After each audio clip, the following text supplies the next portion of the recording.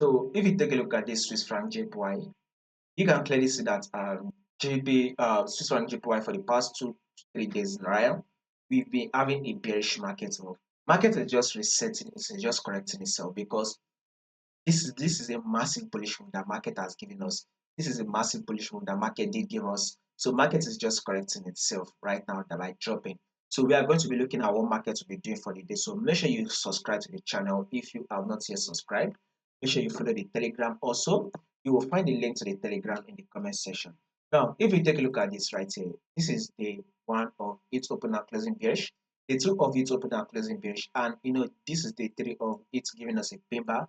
Now for day 4, we'll be expecting the market to give open and close bearish. So for day 4, Swiss franc JPY should open and close bearish. Why are we going to be expecting that bearish move? Is that when you zoom it out and you go to your forward time frame, you will see that this is a trend going on right here.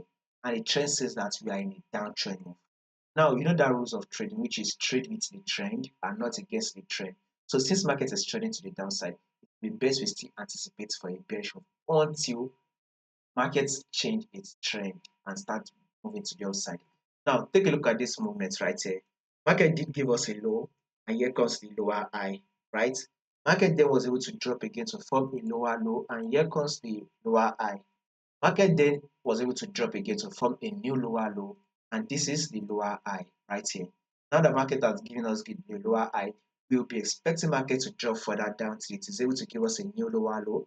So we will be expecting a further bearish move on Swiss franc JPY till it is able to take this low. So guys, whatever you would want to be doing on your Swiss franc JPY will be going in for the sell. So more bearish move on Swiss franc JPY is what we are going to be expecting.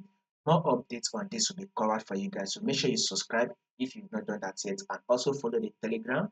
You'll find the link to the Telegram in the comment section.